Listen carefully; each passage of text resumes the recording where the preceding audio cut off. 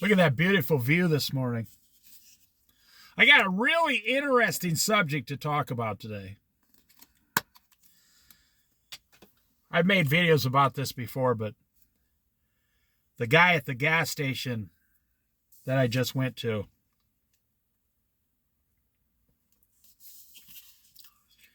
he just reminded me of something. He's older than I am, so he's like 68 years old.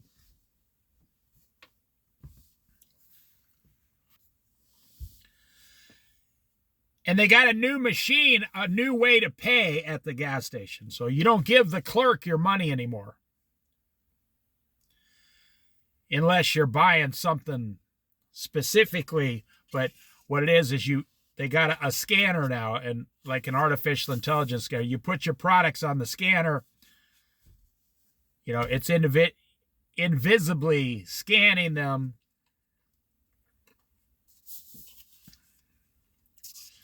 And then you push a button on a computer facing towards you that says cash. In other words, it's like a mini self-checkout. You become your own cashier now. And he actually just stands there and watches. It's funny. He will just stand there and watch you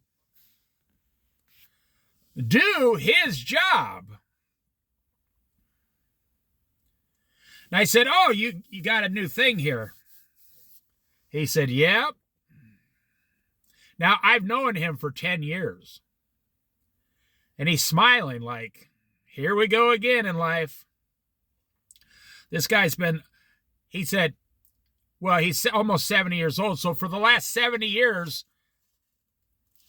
so I made a joke. I said, I can be trained. I'm like a seal, a circus seal. I can be retrained. You know, and everybody in there started laughing. And the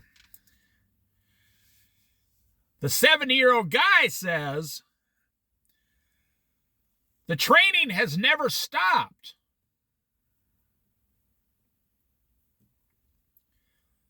He said, since we were in grade school. I said, yeah. I said it, and then I said, the funny thing is, everything they taught me in school,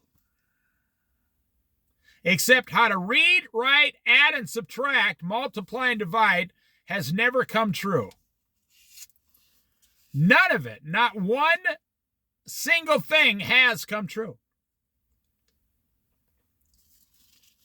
And that's what I'm going to talk about in this video. Absolutely nothing. That beautiful view. Absolutely nothing has come true.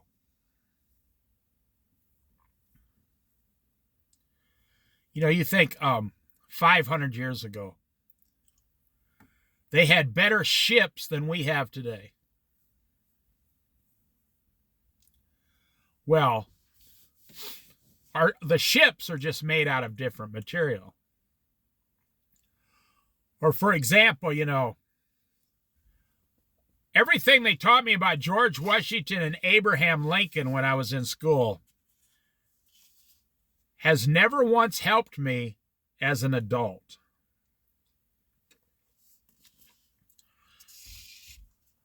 I mean, you know, it almost sounds like a comedian.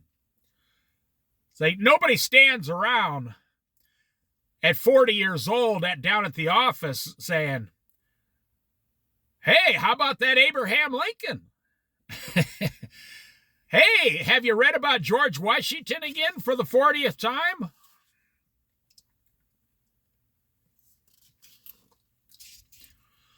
Nothing they taught me has come true.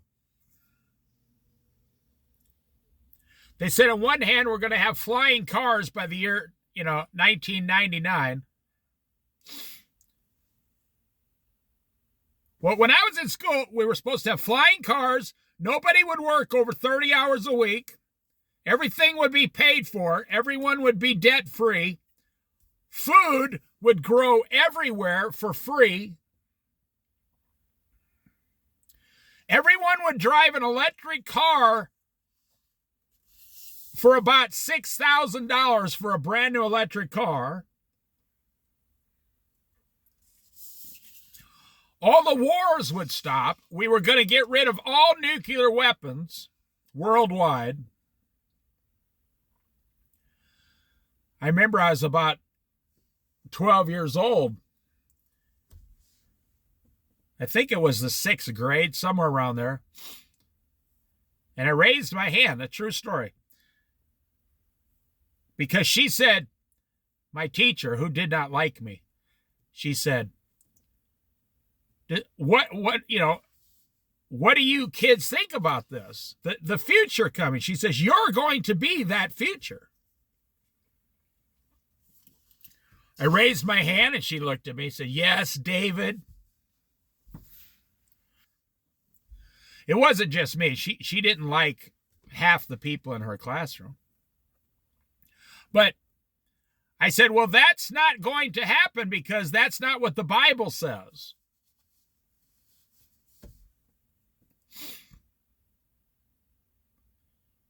And she said, no, it has nothing to do with the Bible, David. I said, I've read the Bible. That's not what is happening in the future. The Bible talks about war. And then she just brushed it off. And I don't know if she was a Christian or not. I hope she was. She didn't want to hear about it. But she had no argument against it. She didn't know what to say. You think, the pizza. I'd say the best pizza I've ever eaten in my life was when I was like 15 years old and we would order a pizza. We lived on a farm. So once a month, not 12 times a year, like 6 times a year, once a month. So kind of during the summer months. Because they couldn't drive out to our house in the winter, really. And there was a pizza place like 6 miles away from our house. And they charged us $2 for delivery. Way, way back when. The pizza was about $15. $2 for delivery. So if you put your arms out in front of you and make a circle and just touch the tips of your fingers together and make a circle, that's how big the pizza was. It was huge. And back then it was just called a large. And no, they didn't have breadsticks and chicken wings, and they didn't sell sodas, If you didn't have sodas at your house, no. There was only 4 of us in our family, well, plus my little brother, but, he could only eat 1 piece of pizza. He was a little kid. I mean, he was like 5 years old, 4 years old. That was the best pizza I've ever had in my life. And everything pizza. It was, and of course, that said, things change. That place doesn't exist anymore.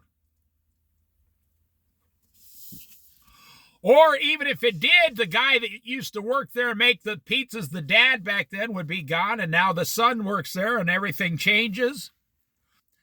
So the best pizza I've ever had in my life no longer exists.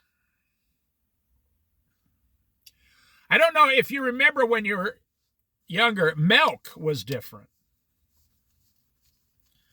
I grew up around the farms and we had what was called like dairy used to be dairy, like creamy dairy. The best milk I've ever had is milk that's gone to the store within like a couple days, bottled, and you drink it, and it's like drinking cream. And it was just regular vitamin D milk, no additives. It was almost like drinking cream. So now that milk hardly exists anymore either. You know, I found milk like that 23 years ago when I was driving through Idaho. I don't know where it was, but there was a place in Idaho, this little tiny hole-in-the-wall gas station grocery store that sold a cream-type milk. And when we were traveling, I said, oh, that's the cream milk I had when I was a kid. And I went back in and bought a gallon. And I drank it over the next 3 days out of a cooler with ice in it. So the best milk I've ever had really doesn't exist. The best pizza I've ever had doesn't exist. The best fried chicken I've ever had in my life was cooked by my aunt on a farm. She weighed about 350 pounds, but she was like 6'3". Very tall farm woman. The sweetest woman you'd ever meet in this world.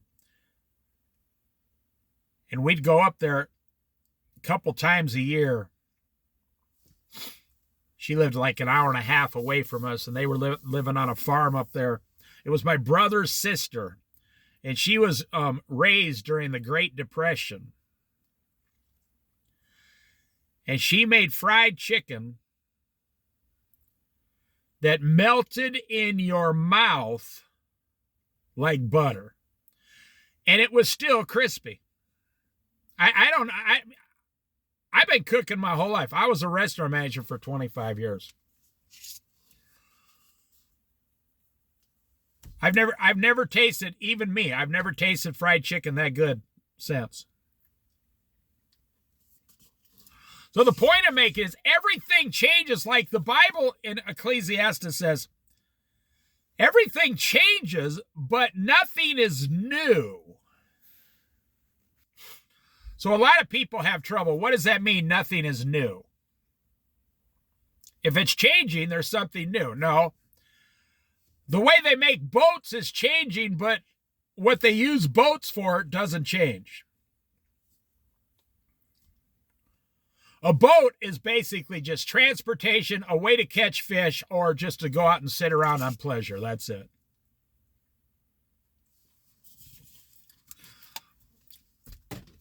The Bible, Ecclesiastes, says nothing is new. It was here long ago. So I've lived out here over 23 years now.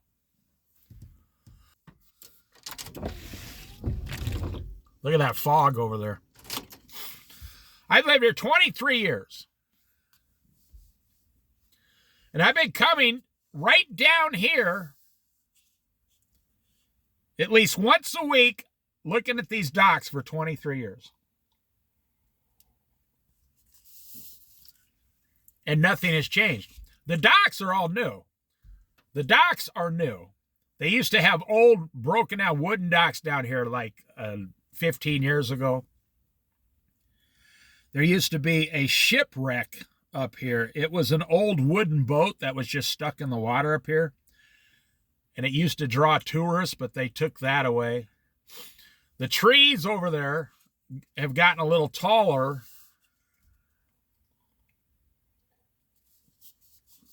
But the water's still flowing. The seagulls are still here. The birds are still here. There's still boats here. In fact, Florence used to be a great place for commercial fishermen. There used to be about 20 commercial fishermen in Florence. But it's too far away from everything, so they go down to Winchester Bay or up to Newport.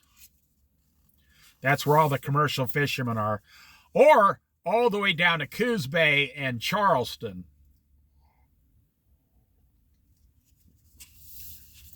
And then from Newport, you really got to go all the way up to Astoria to get back into it. I think that's why Florence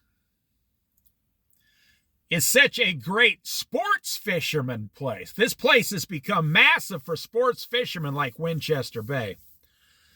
Because I don't, the fish that come here every year, they're not being caught commercially here, so the sports fishermen go out and catch them. What's the best coffee you've ever had?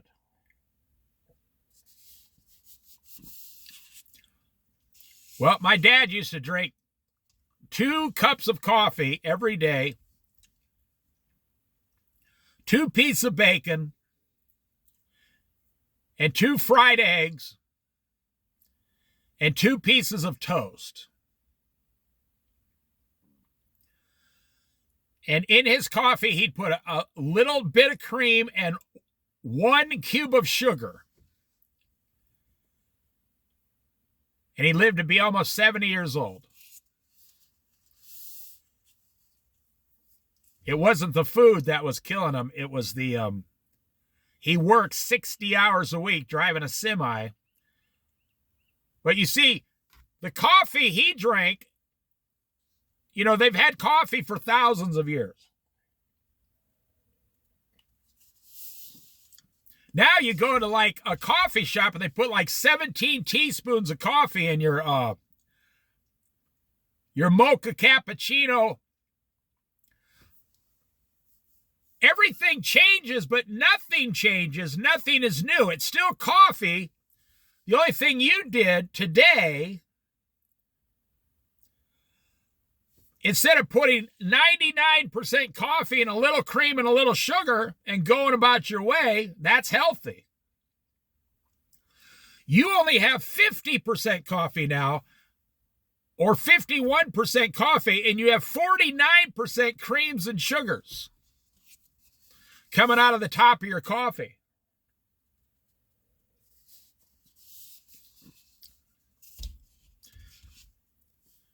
So that's why everybody's fat today. And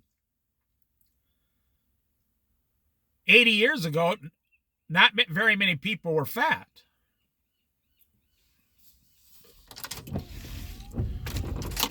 The best car I ever owned was from the late 1960s or pretty much anywhere in the 1970s. The best cars I've ever owned. Big, huge gas engines, 15-inch tires, big rear ends, big, huge transmissions. You go down the road like a tank. Most every car I owned had, they came with 350s, but most of the ones I bought were like, I owned a Cadillac once with a 496 engine in it.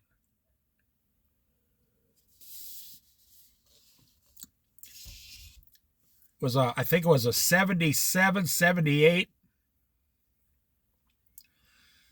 That thing was like a mobster car. That thing would go down the highway or anywhere in town like riding on a cloud. It got about 12 miles to the gallon.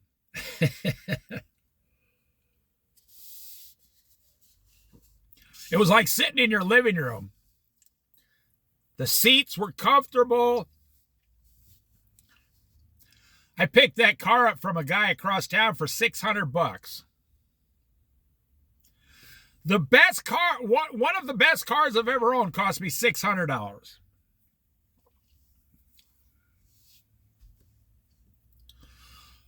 You think about pickups. I've never owned a lot of pickups. I've either owned cars or vans. But you think about pickups. Guys don't even use their pickups today. I always laugh. You see these guys driving around in $100,000 trucks with like a small ladder in the back or something.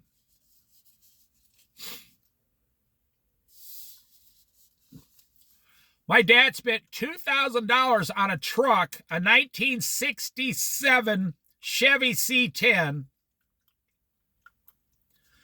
and he drove it for 17 years. He drove the truck for 17 years every day and on the farm back and forth to work.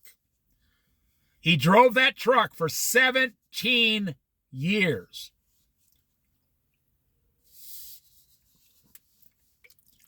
It wasn't built for comfort. It was built for, it was a 4-speed, but it had the granny speed. The first gear was granny. They called it the granny speed. It was meant for hauling stuff.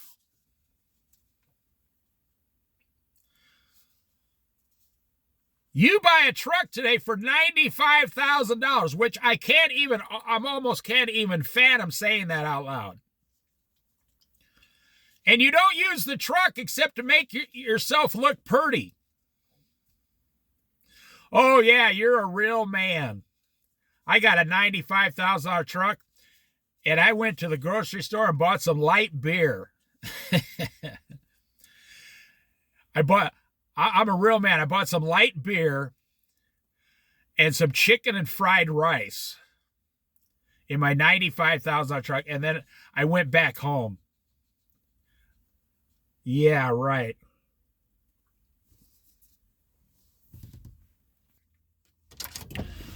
My dad hauled over 300 pickup loads of wood in his truck.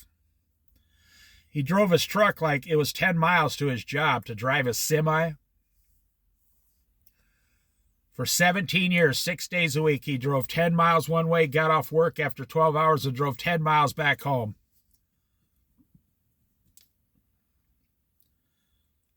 It was incredible. When I was growing up, the average person lived in about a 1,000 square foot house with like families of 6, 7, or 8 people.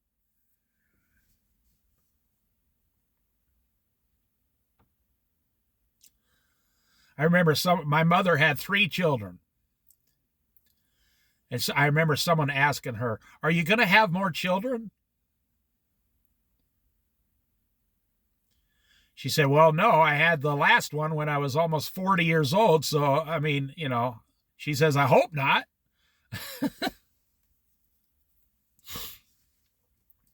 It was very common. A small family was 2 or 3 children.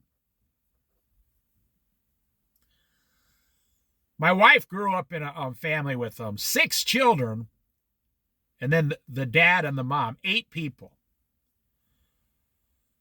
I grew up in a household with 5 people, but my little brother was 10 years younger, and we would, "Could you pass the peas, please?" We were a middle-class family because my parents both worked. We weren't upper middle class. We weren't lower. We were right in the middle. And they just paid the bills and spent every dime they had and never saved a dime. And they never had 401ks at a job back then. Savings was the savings bank or your savings bond. There was nobody talked about saving money back then. Not at all. That stuff never even came around until like the 1990. I remember in the 80s, I was working at a corporation where they offered stock options in the company. You didn't, there was no 401k, there was no Roth, it was just stock options. You could have a certain amount of your check, and they did not match anything. And I remember the store manager coming down and says, "You see these stock options?" I said, "Yeah." He goes, "What do you think of that?" I said, "I don't know. I was going to come ask you." I was only 20 years old. He said, "Okay." He said, "Don't sign up for them, whatever you do." He said, "You're telling me to not buy company stock?" He said, "Yeah, because you'll lose money." And that company has been out of business now. Nationwide company. Completely gone. This guy loved me enough. He said, if you want to invest in the stocks, go down to a stockbroker, and they got way better stocks that'll make you way more money. I said, oh, okay. But what do we got now? Now we have four, see, everything has changed, but everything's the same. Back when I was a kid, the stock market wanted a piece of your paycheck. Huh. With a wink and a nod, wink, wink, trust us. You can trust us. We're not going to lose your money. True story. I remember in Colorado where I lived, I walked into a Kmart. This was 30 years ago. I mean, I could look up the exact date. It might have been 28 years ago. It was when Kmart filed bankruptcy. You can look it up. I went into the Kmart and the store manager was standing there crying. Now, this is the kind of guy I used to walk in, and you see the store manager like, hey, how's it going? He's always joking around, and everybody knew him in that area. He was standing there crying. This was before cell phones, before the internet, before you could find out any information. You didn't know what was going on until it happened. I walked over and said, hey, man, are you okay? And the guy screamed. I just got effed over. He said the word F real loud. I just got effed over big time. I just got my whole life destroyed. And he walked away from me. I was like, what the heck?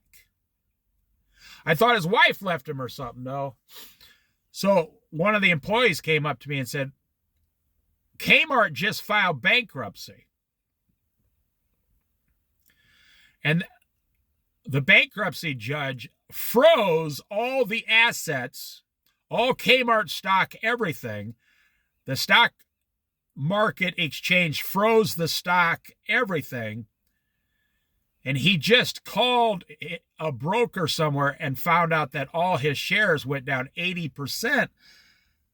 I said, did he have a lot of money in stock? And the lady said, now this is a sad story. She said, his entire life was in stock. He's been working here for 29 years. And he maxed out for 29 years in Kmart stock only. The first thing I said to myself, I did not say it out loud. I said, oh, don't put all your eggs in one basket. First thing, I learned that when I was a kid. That was a saying. Don't put all your eggs in one basket, because if you trip and fall, you're not going to have any eggs today. And so, diversify. Well, people don't diversify today because they are greedy. Well, this guy, and within a few months, it was one of the first Kmarts to close. They closed the Kmart. So he lost, and he never got his money back. And this is what they do. This is what they do. Another group came along and bought Kmart and bailed them out of bankruptcy under a new name.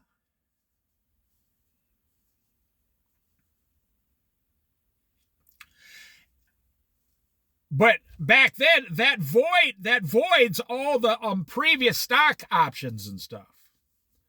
Do you know it's legal? So if you're my brother and your name is Phil and you own Kmart, and you start going out of business, and my name's like, Roger, and I have $1 billion, but I'm your brother. And I can come and legally buy Kmart from you and start the whole thing all over. They weren't unionized, nothing like that. I can start the whole thing all the way over and cancel out all the previous stock and everything. So you say, well, how is that possible? Well, Rite Aid, you can look this up. Rite Aid Rite Aid, I think it was Rite Aid, has just been bought by a multi-billion-dollar group here last month because they were going out of business, and now they're bought by a multi-million-dollar group. Because Rite Aid is not unionized. So, Rite Aid now just announced we no longer give paid holidays to our employees.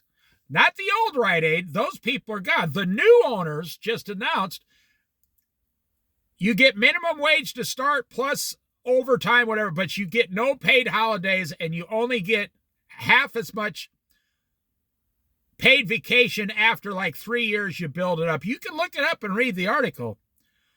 They canceled out all the paid holidays for employees like Christmas, Thanksgiving, 4th of July, whatever, They canceled them out.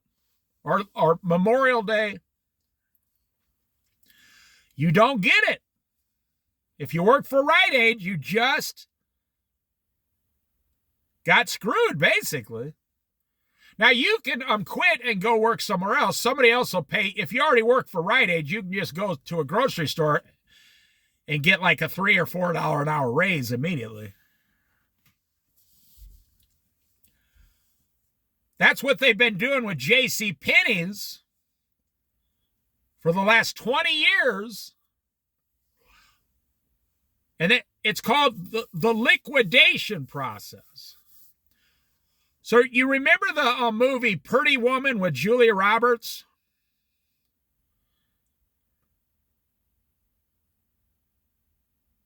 I can't think of his name right now.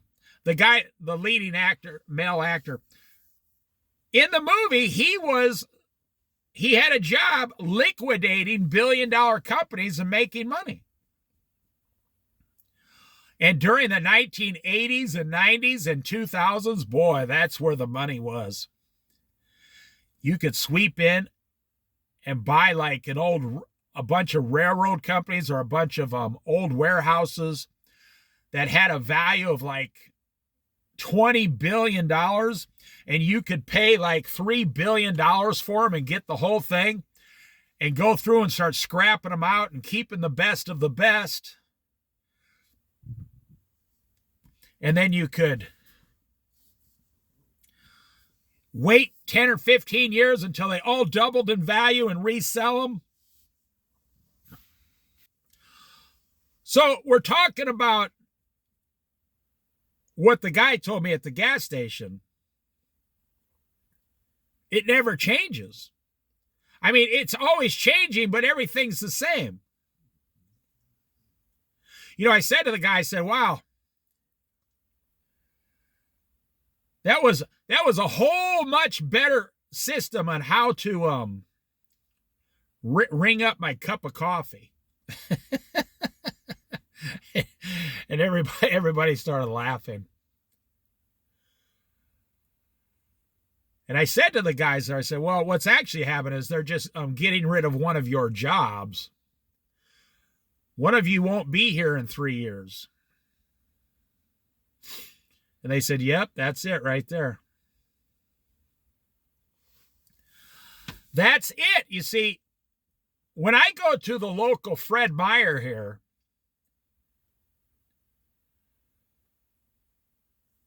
they made all those self-checkouts. Everybody, I mean, just a total panic. All self-checkouts during the pandemic. And now in Fred Meyer, even at Christmas, they don't open the other side. They only open the one side. Because they don't have enough employees to watch both sides. So I suspect when artificial intelligence takes over, they're going to eventually just get rid of those machines. You walk into the Safeway, they rarely have two cashiers, rarely. And everybody is standing in a line waiting for the self-checkout. Even women with 99 items in their cart is waiting for the self-checkout. I used to have a neighbor, he died, but my neighbor, every time I go to the store, I say, he'd have one item. I said, go to the self-checkout. He says, no, screw them. He said, I'm going to stand here and have an actual person ring this up so they can keep their job. He said, 10 years from now, this is what he told me. He said, you won't even be able to walk in the store. He said, they'll just have you wait out there, fill a little thing out on a computer, and they'll bring the items out to you. Well, ironic, that's what they're doing now. So you see all these people showing up in their cars out front. They just order online and then boom. And what's the biggest thing now? Walmart, Amazon, all these places, they want to turn into pizza delivery places. They want to deliver all your stuff to your house now for like a $10 fee. You know, as long as we're on this subject, you know, I went to the store yesterday. You know, they always try to have you round up your change for food banks or the holiday thing, or I'm okay with that. Or last year they said, would you like to do, they got those little slips in front, you could tear one off. Do you want to donate $1 or $5? Now check this out. This is the first year. Would you like to donate $1, $5, or $10? I looked at it, I said, now I don't blame the cashier. I said, they want us to donate $10 bills now? And the cashier rolls his eyes and goes, yeah, who can afford that? I mean, hey, here's a free $10, right? He said, people don't even have their food stamps. They want to donate $10. And I said to myself, wow, in 3 or 4 years, you're going to go through the line. They'll say, would you like to, it won't even give you the option for $1. Like they're taking away the pennies. It'll say, would you like to donate $5, $10, or $20? I mean, could you imagine in 5 years going to the front cash register and they say, okay, your groceries come to like $19.50. Would you like to donate $20? Huh? So I'm living in a society in the 1960s. You could survive on $15 worth of groceries for a week for a person. In the 1970s, you could survive on $20 a week per person on groceries. Today, people are having trouble surviving per person on $20 a day per person on groceries. Now, me and my wife, we spend, because of the way I cook, you see my videos on this channel, I cook all my meals at home. You know, I haven't eaten out since, man, I think it's since February. So 9 months, I haven't eaten anywhere. I've cooked every single meal at home for 9 months. So we survive on about $20 a day for 2 people today. That includes my wife's breakfast, 2 lunches, and 2 small dinners, $20 a day. So about $600 a month on food. And I know people who are spending $600 per person on food. Wow. Well, I'm going to wrap this up. Everything is constantly changing. I suspect in 10 years, let's say the rapture's coming in 10 years. 5 minutes before I'm raptured, I'm going to go to a store and they're going to say, we no longer trust you to use the self-checkout. We got a whole new system. You're like, okay, what's that going to be? We need you now to register either your fingerprints or your eye retina scan or facial recognition, or we need you to scan your ID into the machine. The machine will zap all the products in your cart, and then you move forward, please, to a bagging system to where you can bag them over here. You remember the old Food for Less? My mother worked there for about 4 years back in Iowa. And Food for Less had the conveyor belt, the first conveyor belt system, as far as it wasn't just for the worker. The cashier stood there, and the belt kept going all the way down to the customer. That's what's changed. And the customer went down, and you had those old Food for Less cardboard boxes that you could get for like 50 cents each, but you could use those boxes like 20 times. They were really thick boxes. And you'd put all your stuff in a box and then take it out to your car. They had a cashiers, but they had no baggers. You see, when I was younger, every grocery store had one cashier and one person bagging. It was an actual job. Today they're called courtesy clerks, where they have to go out and push all the carts, clean up the parking lot, do the restrooms, and sometimes bag the groceries and help the customer. But back then, you could be hired as a bagger, where all as you did was stand at the end of the line and professionally bag a customer's groceries. And it was the lowest paying job in the store, but that's what you did. And if there were no customers, you would literally stand there and wait. You wouldn't do anything else until the next customer came.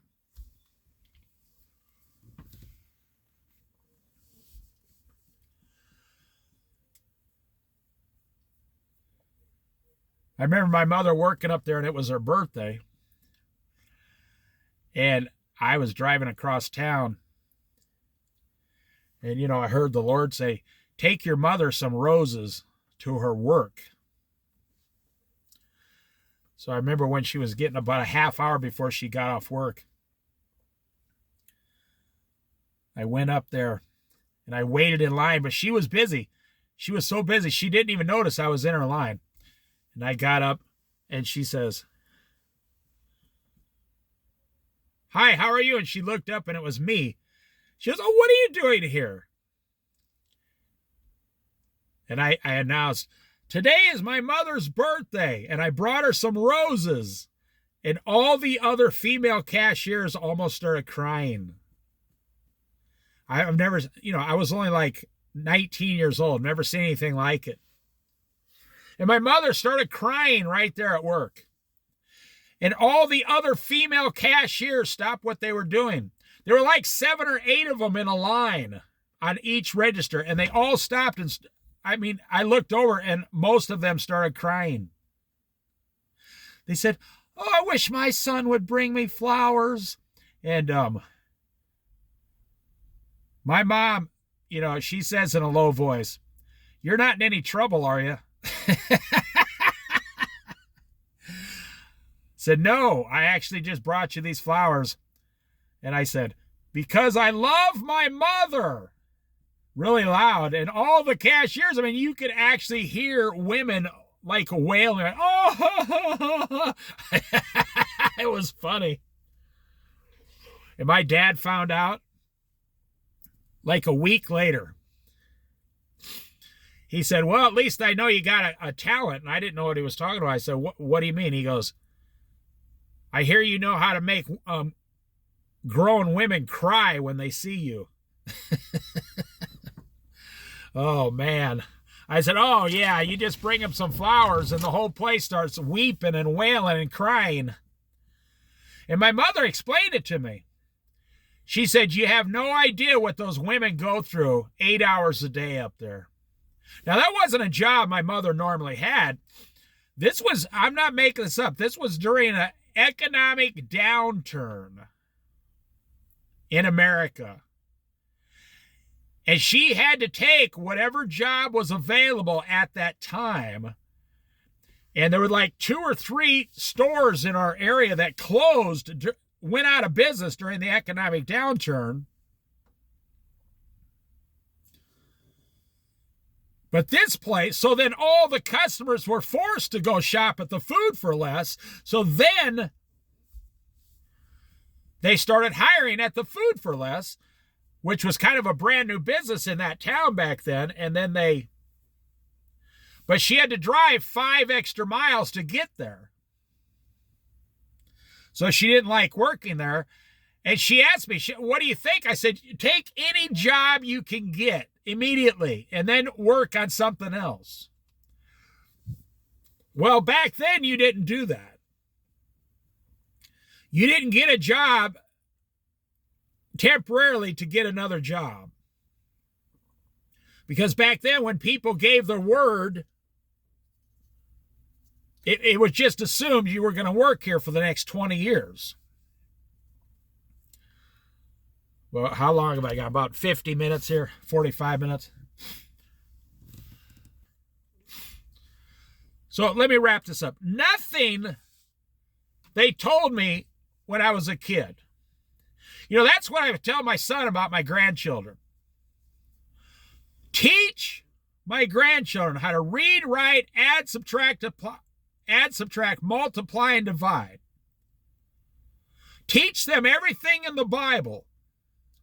But of course, that's a lifetime thing. Teach them how to pray and teach them how to be debt-free for life. Never, ever go into debt ever, and teach them how to save 30% of their income and never touch it. And teach them how to work on cars, old cars, at least some of the things. And teach them how to get very inexpensive housing, and then you will have basically taught them about everything you can do, because everything after that you're going to teach them after that is going to change. The government now is just admitting now, okay, we have a severe housing problem in America. Donald Trump has just come out. He wants a 50-year mortgage. Dumbest idea on planet Earth. I saw a calculator, a mortgage calculator.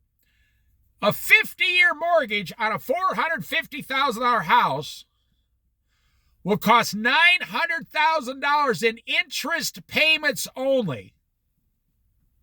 So if you get a $450,000 house at like 6.25%, the interest only, not paying off the house, the interest only is almost $950,000 for interest in 50 years.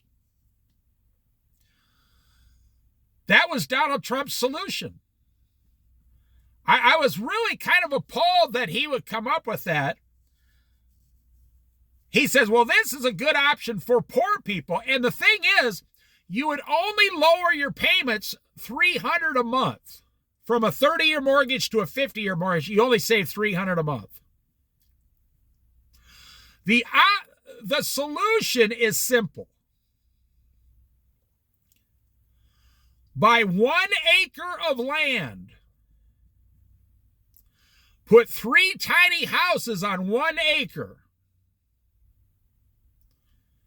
And people rent them out for $1,000 a month, and then eventually they can get their own 1 acre of land, put 3 $100,000 houses on this acre. They can live in one and rent the other 2 out for $1,000 a month each. So it only cost about $400,000 to get it all set up. But now you have a $2,000 a month income on your own property. See, they don't want you to do that. Oh, no, because then you would be in full control of your own life. And because you have 1 acre, then you can have a garden in the back of each of those tiny houses. And that would lower your food bill by 25% next year. And then you could have solar on top of the house. Well, you wouldn't even have to put it on each house. You could, because they're tiny houses, you could just have it in the backyard. So now your energy bill is only like $30 a month. The solution is right there. You say, well, where is someone going to get $400,000 to do all this? Well, you could go in with 2 other family members and each do $130,000.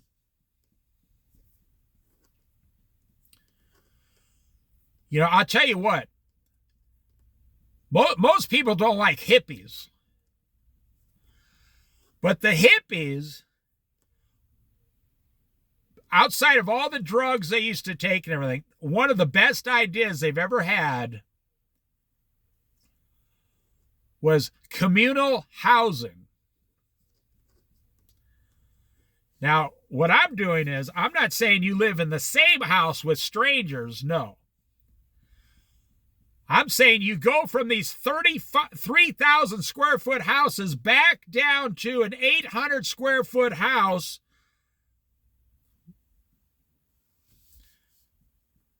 But actually, a tiny house would be more like 600 or 700 square foot. But you got a backyard and you got a garden and you got flowers in the front. You can be growing vine tomatoes, you know, that hang off the side of your house. You can grow tomatoes, anything. You could have 3 greenhouses in the back for almost nothing. It's just wooden stakes and plastic.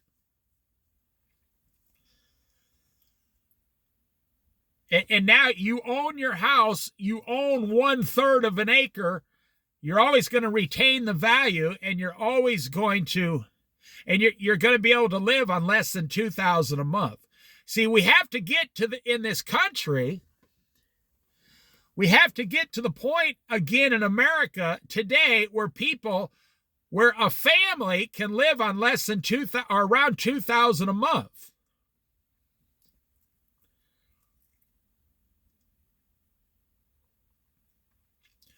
That would be $1,000 for housing and $1,000 for food, 1 cell phone, electricity, and a used car, no payments, with gas, insurance, and oil changes and tires and things. About $24,000, $25,000 a year. And then you save everything after that.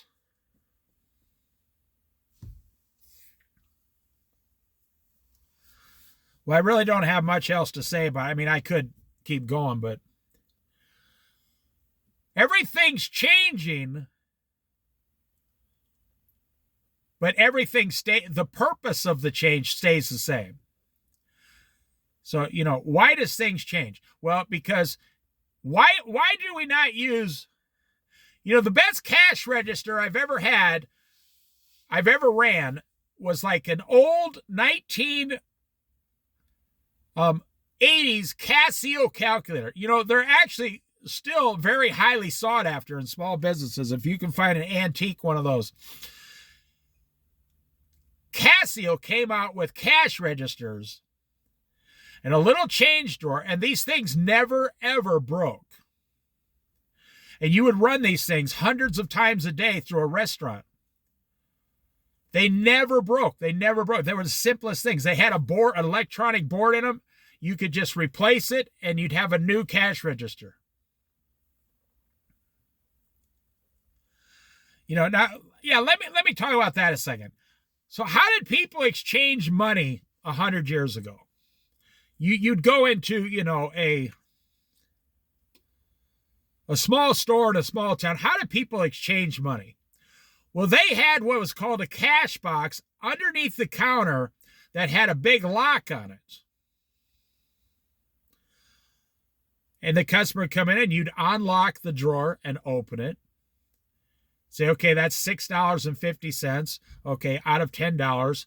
Let's see. I learned how to add, subtract, multiply, and divide. I owe you $3.50. So they'd pull out $3.50 and give it to the customer, put the $10 bill in the drawer. And when they got, up to $20, $30 in there, like 7-Eleven does today, they take the extra money out and put it in the safe in the back. That's what 7-Eleven does. You walk in there with a $50 or $100 bill, they say, okay, you got to wait 10 minutes to get your change out of the machine, the safe. As soon as 7-Eleven went to that system back in the 90s, people holding up 7-Elevens dropped like 80% immediately because you couldn't get any money out of the register. You go in there like, well, I only got $19 in my register. Nobody wants to rob a place for $19. I mean, people do it. Now you think the only thing so today, look at the cash registers they got today. So why don't we use the old cash registers? Because the cash register salesman won't make any money unless they come up with new products. That's the thing. I think the three main auto companies, or now there's 4 or 5 with the Japanese ones, but they made a mistake in this country by going too much new technology in automobiles. You ask any old person, any young person, they all want a 1980, Corolla. They all want a 1979, Geo Metro. Everyone does. I would love to go out and buy a Geo Metro today for $10,000 and drive it around for the next 7 years. But you see, they can't even make those because they've changed all their tools and die, and they changed the factory, and they change everything. And they got union workers now making $65 an hour to make a $120,000 truck. And so you're going to see now people have stopped buying those trucks. And in 2026, 27, and 28, those trucks are going to be just lining. You'll see it on the news. They'll say, we're closing the Ford truck factory in whatever state it's in, and we're laying off 4,000 workers because our trucks are too expensive.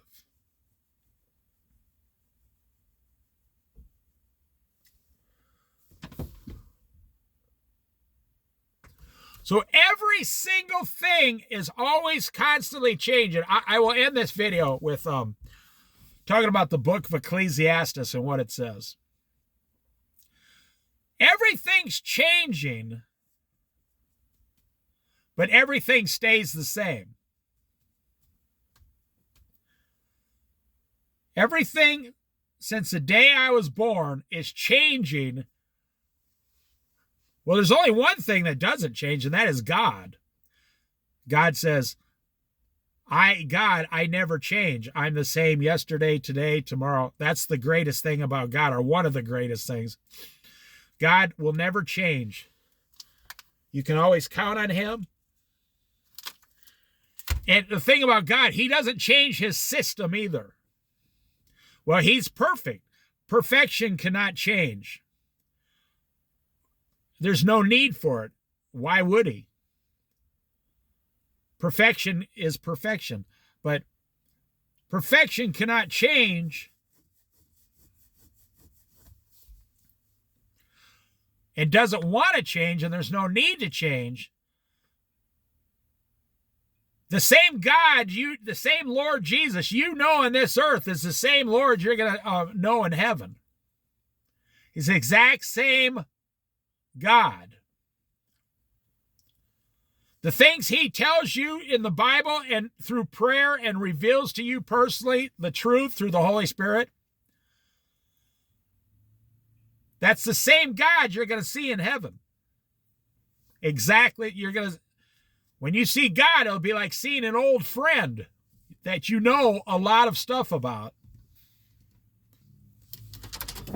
But, a perfect, holy, sovereign God who is still the king, the master.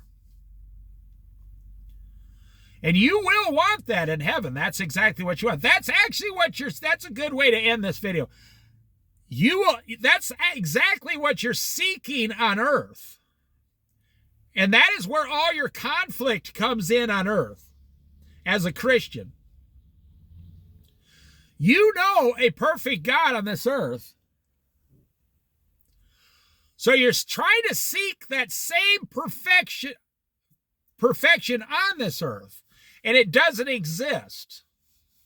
It doesn't exist in you, your neighbor, your parents, your friend, your teachers. It doesn't exist in your minister. People are always shocked when a minister gets caught sinning, in public. You can walk down the street and see 100 prostitutes, male prostitutes, female prostitutes, gay prostitutes, and you're like, oh yeah, no problem, those are the prostitutes. But if your minister goes to one of those prostitutes, it's a big, huge, scandal. Why? Your minister just a man. But the enemy is never going to use those prostitutes. The enemy wants them to be prostitutes, but the enemy's going to use your minister visiting a prostitute, even though it's in the Bible that some of God's holiest people in the Bible would regularly see prostitutes.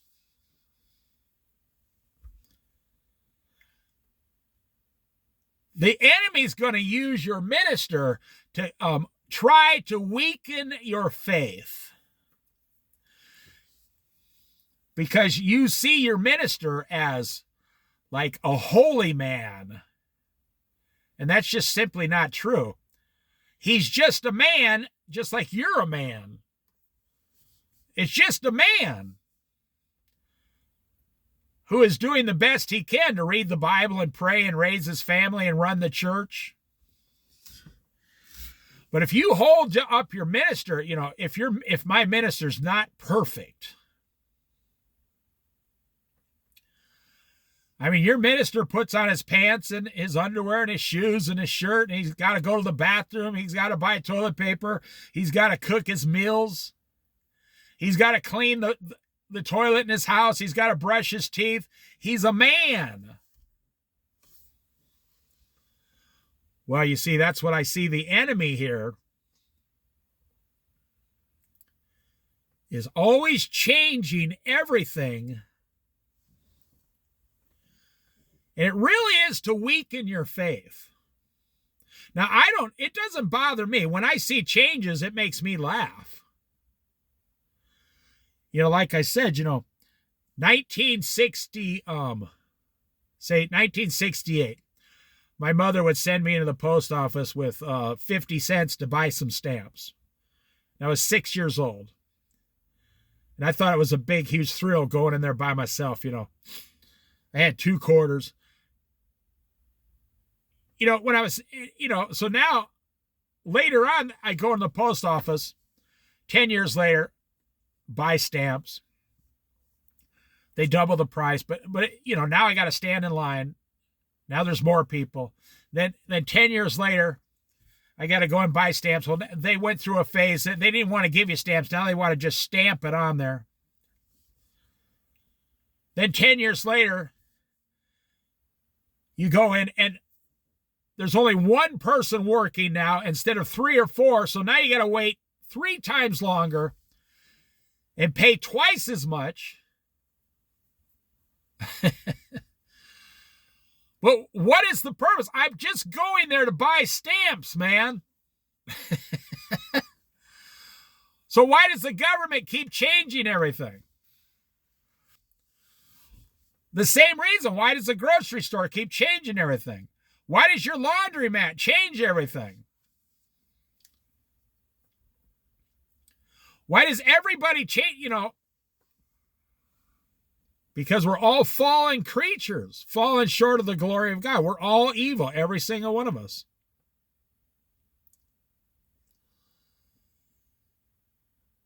I sold a guy like 15 years ago, 18 years ago. I sold him a pressure washer.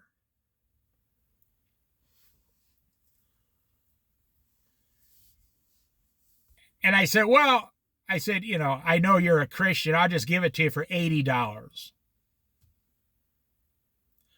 He said, no, it's a $300 pressure washer. It was a $300 pressure washer. He goes, I'm going to give you $150, half price. I said, we're Christians. Just give me $80 and you're fine. Just go. Because he was a professional painter and he needed one.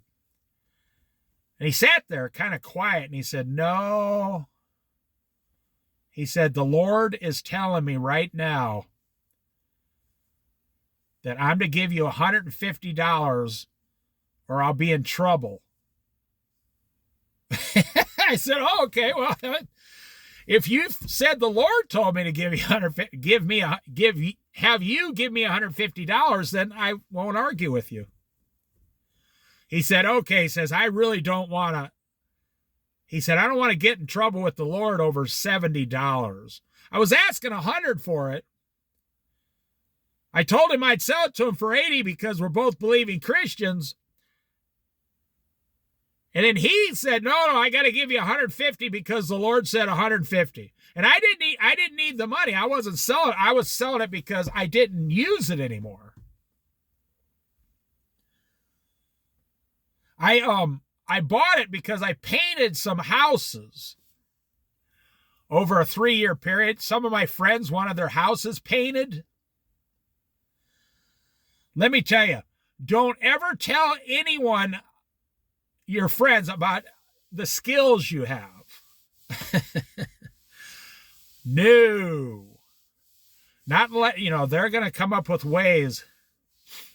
I had a friend say, you know how to paint a house? Well, yeah, I grew up on a farm. I know how to paint a house.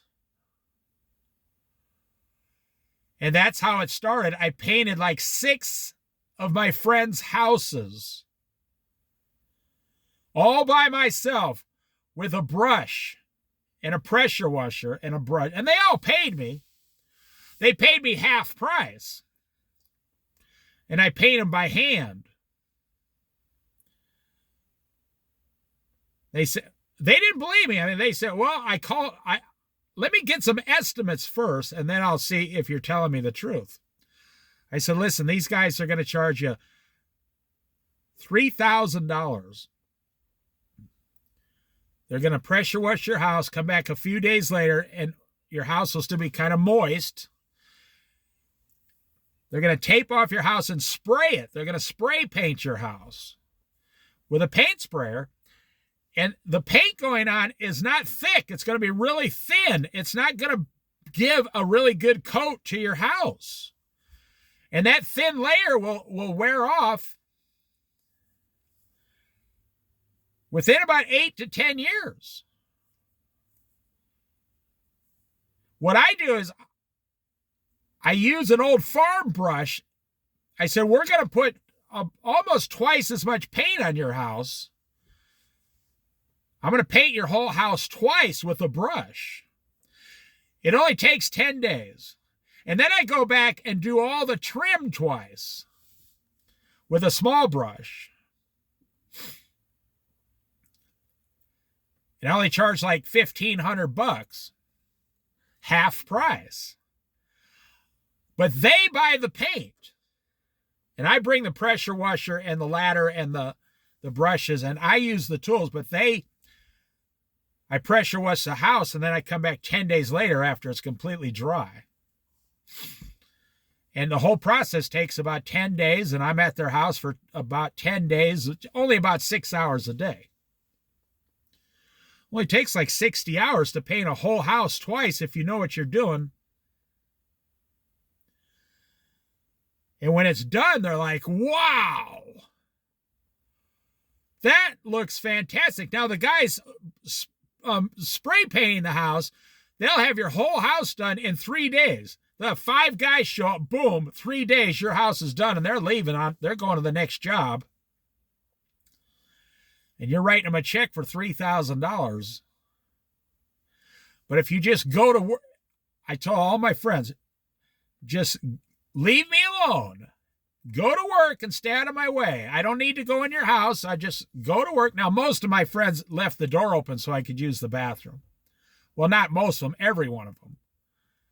They trust me with everything they had, and 2 weeks later, their house, the neighbors are walking by saying, who was that guy painting your house? They say, no, he's not gonna, he doesn't paint houses.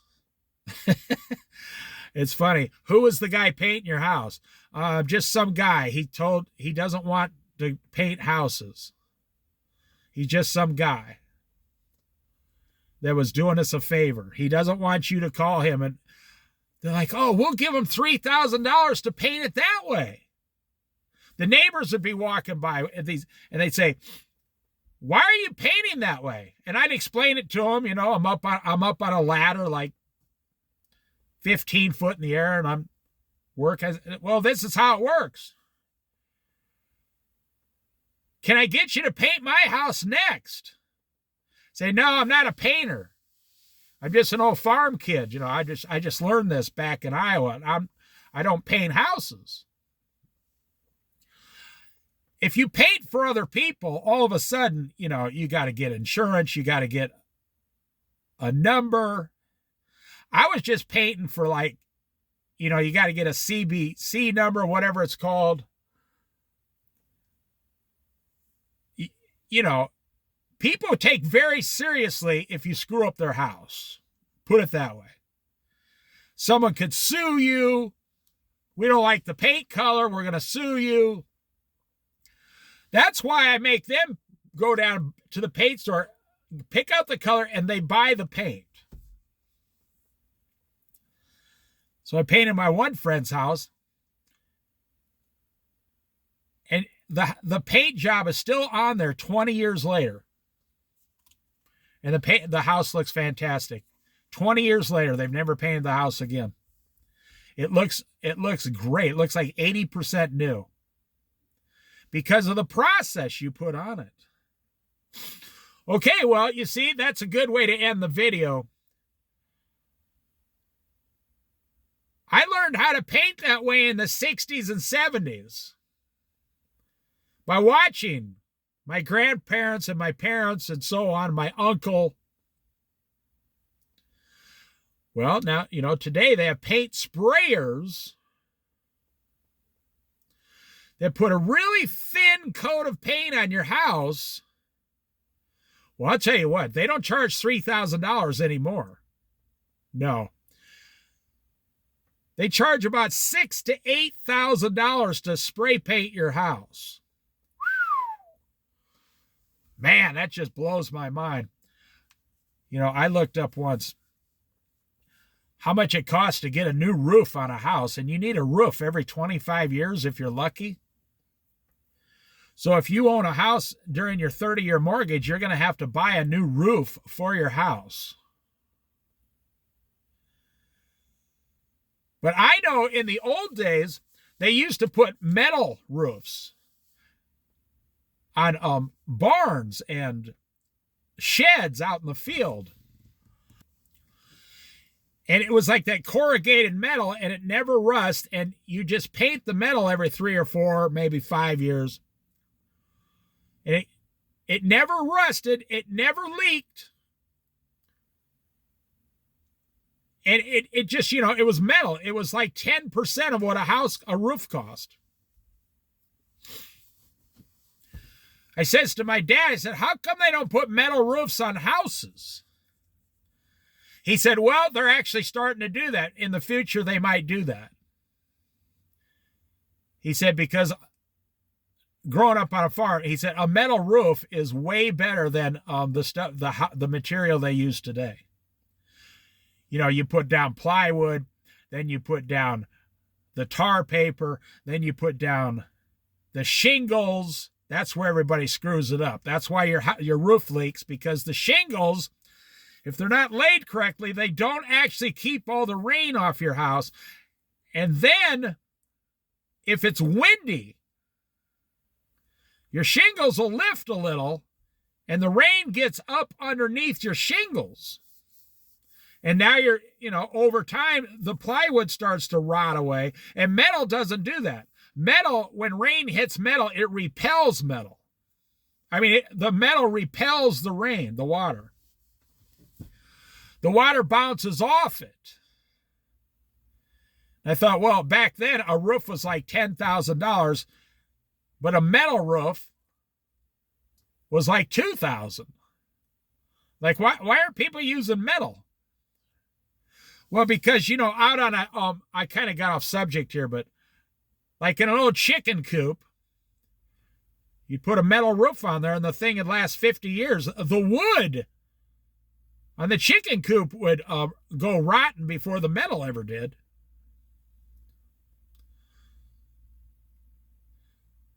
Or like a barbed wire fence. They got barbed wire fence, all over, like Wyoming, Texas, whatever, Montana, all over the Midwest, Kansas. Barbed wire fences, you got 100-year-old barbed wire out there still doing fine. Barbed wire, what it's actually called. Barbed wire. This stuff's 100 years old and it's still doing the job. Well, how come they can't make a house like that? Because they don't want to.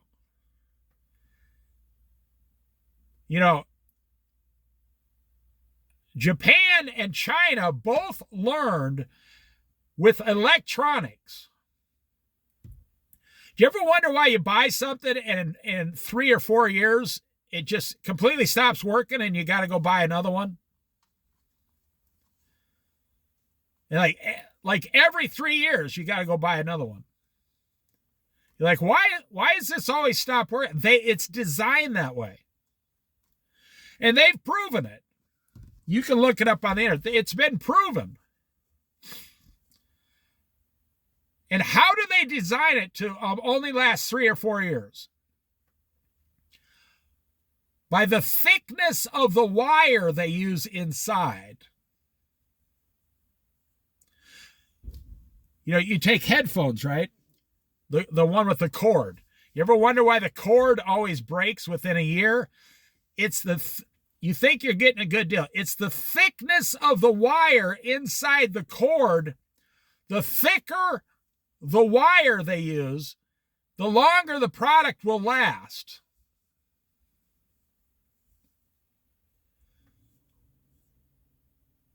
So what they do is Japan and China, they both know, they've known this for 30 or 40 years, they use thinner wire so the product breaks sooner. So on average, see, they make a great product that people fall in love with, but the product then breaks. So you have to buy a new one every 3, 4, 5 years. So they figured out they don't want to sell you, I don't know if back in the 1960s and 70s, you literally had one set of headphones that lasted 30 years. You never had to buy another set of headphones. And they were like $10. Extremely high quality headphones with the big, huge, foamy things on the sides. The real super thick wire in there with the plug-in. Remember in the 60s, 70s, how thick those plug-ins were? Well, they won't even work in today's society.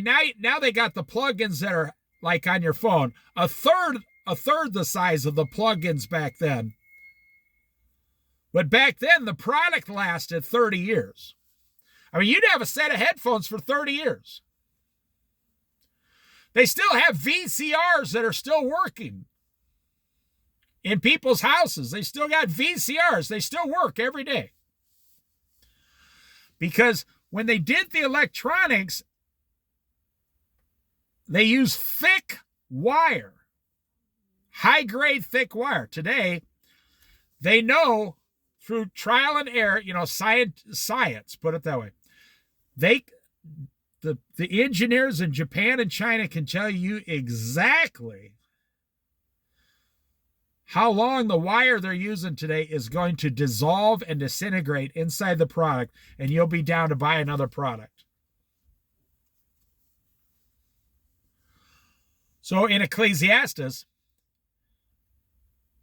it says, nothing is new. The way it says it specifically, I say everything changes, but nothing changes.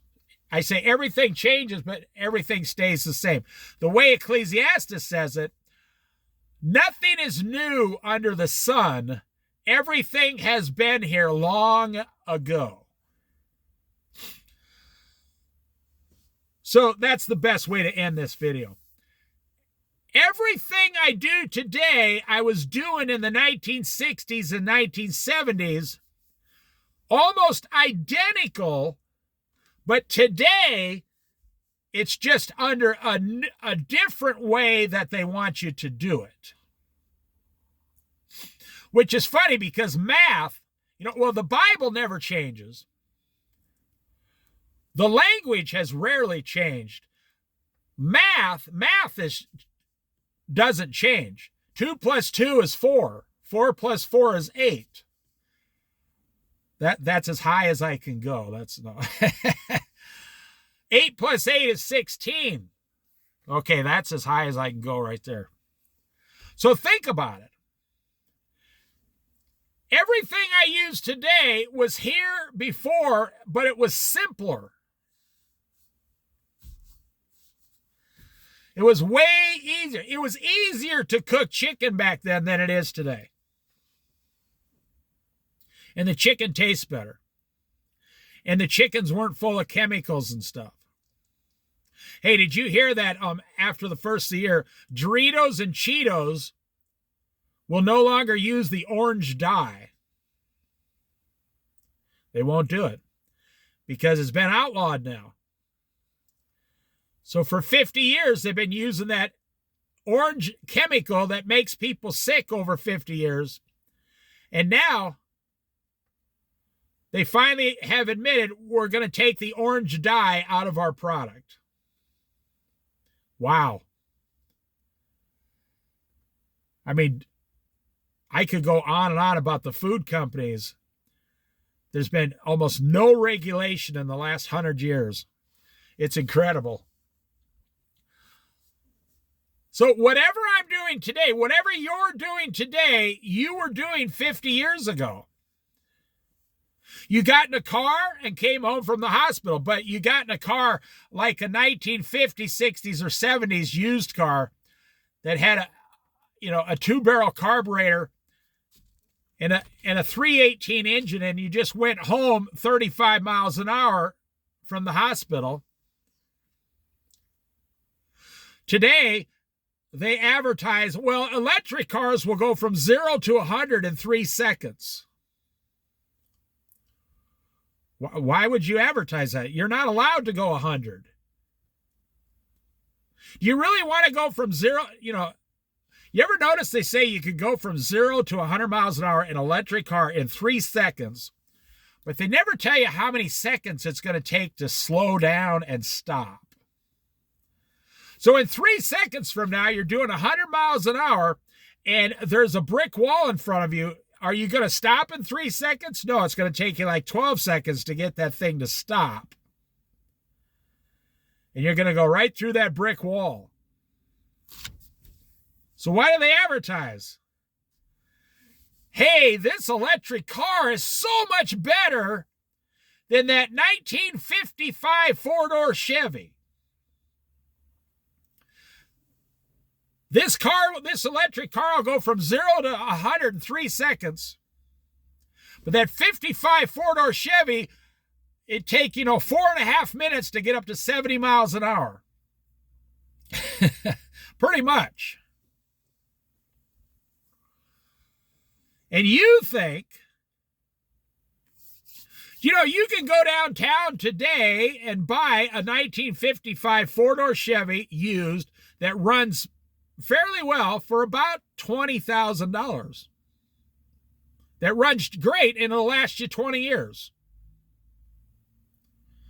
You can go buy a 1990s, Ford van that's only got about 60,000 miles on it today for $10,000. They're online everywhere. You can buy a Fiat 500, little sports car, Fiat 500, like a 2015 Fiat 500. You're going to get 30 miles to the gallon. It's a small car. It's only got like 50,000 miles on it. You can buy them for $9,000. And you just put maintenance on it. You could drive it for 5 years. Just back and forth to get your groceries. Probably last 10 years if that's what you used it for. A nice, fun little car. $9,000 going to last you 10 years. You put about $800 a year maintenance into it, you'll be fine. Or you can go down today and you can buy an electric car that'll go from 0 to 100 in 3 seconds for $75,000. And they're ugly. They look ugly. They're ugly on the outside and they're ugly on the inside. And they're expensive. They're ugly and they're expensive. And with that Fiat 500, in 10 years, you can drop a $6,000 engine in it and run it for another 100,000 miles.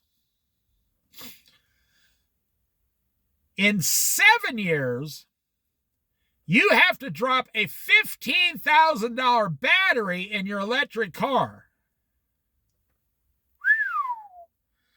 Don't you think that's ironic that right when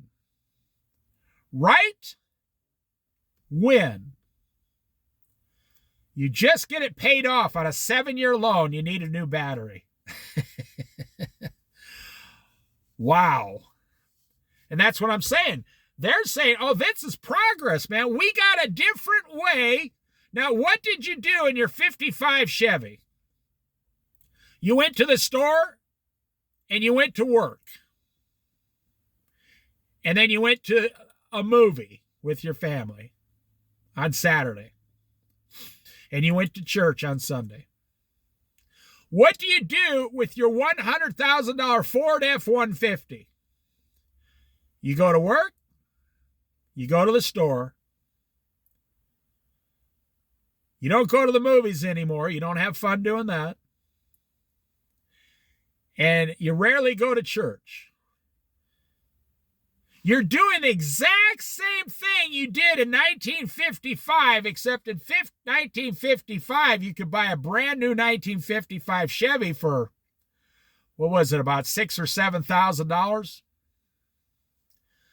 Today, you're spending $107,000 on a used Ford pickup.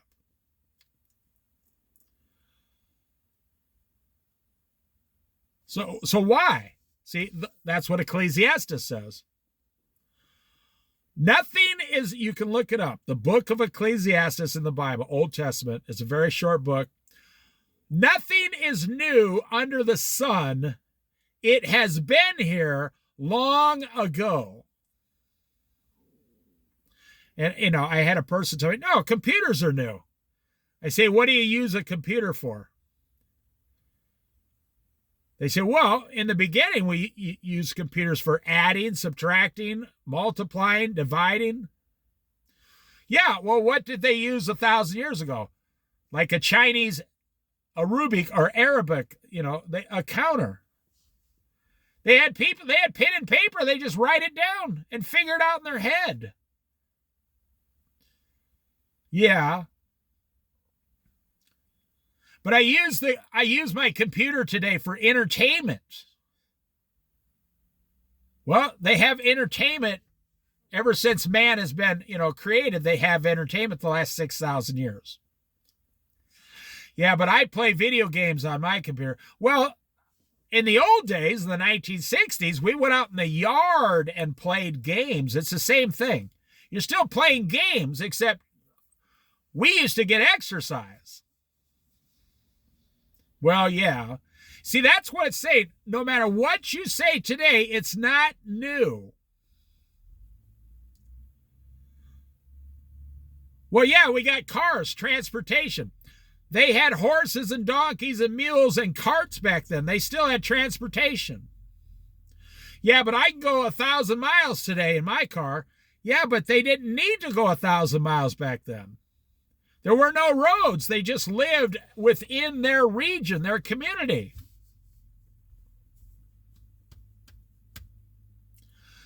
That's what the Bible teaches. Nothing is new. I'm going to say this and then I'll end the video. Nothing is new under the sun. It was here long ago. No matter what you're doing today, we were doing the exact same thing for hundreds of years, just in a different way.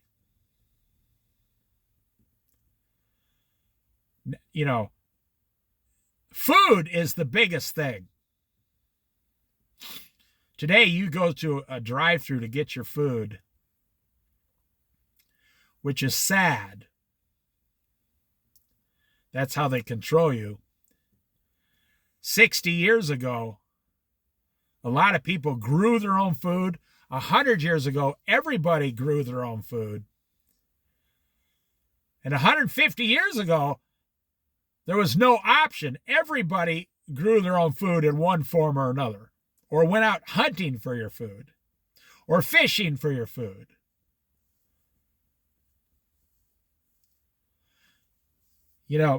Talk about money. Believe it or not, you can look this up. We got about 10% of the population in America that control everything. About 10% of the population has over $100,000 up to billions of dollars, and about 10% of Americans control all the wealth in America. Do you know, you go back to like old England, 1% of the people controlled everything. The landowners. That's where value was. People that owned the big, huge, well, they called them plantations in the South, but back then it was big, huge estates. They'd have like 3,000 acres and a big castle-type house and a bunch of buildings, and they'd have like 50 servants working there. But then what they did was they plotted out the land down to, the commoners, the workers, and they lived on the land, and they'd get a plot of land like, it wasn't even 5 acres. It was probably like 2.5 acres. And they had to grow enough food and everything to survive on that land with their whole family, and then they gave like 25% of whatever they got for their rent to the landowner, and then he wouldn't even ever see it. He would have workers go down and collect it and take it down to the market and sell it, and then bring, the gold or silver up to the landowner and say, this is how much you got for rent this year. This is 25% of what everybody had.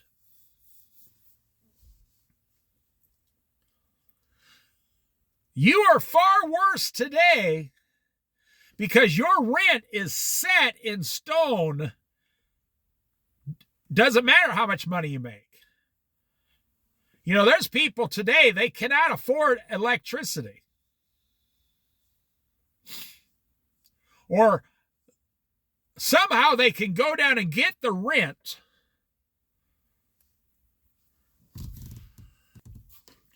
Somehow they can go down and get the rent.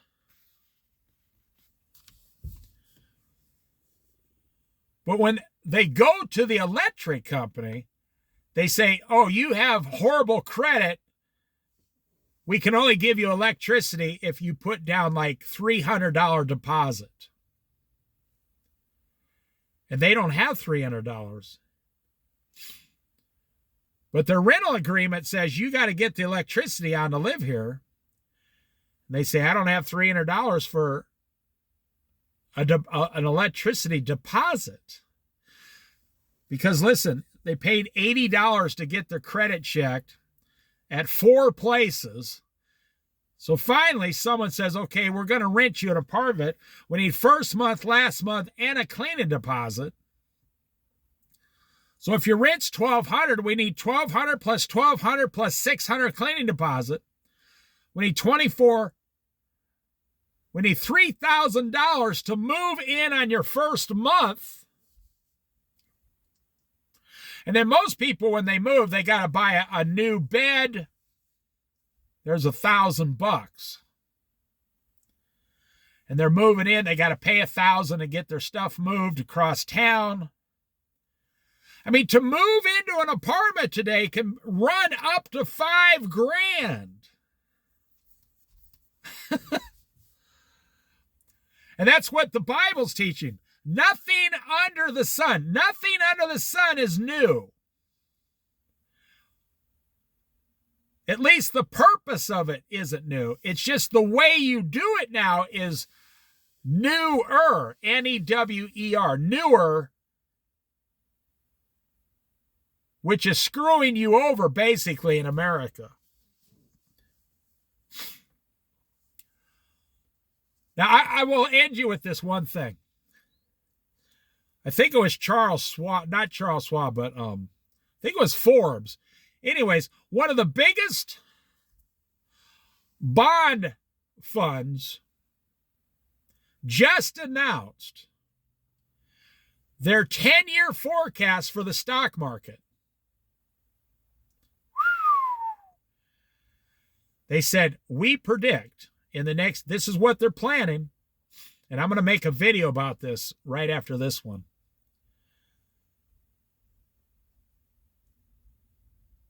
Our forecast for the stock market until 2035, the stock market's going to do between 2.5% and 5%. You're only going to get 2.5% to 5% payback interest. Now, I'll make a video about it. Wow. Do you have any idea? As soon as they announced that, every system, monetary system in the world just is starting to crumble. Well, I'll make a separate video about it.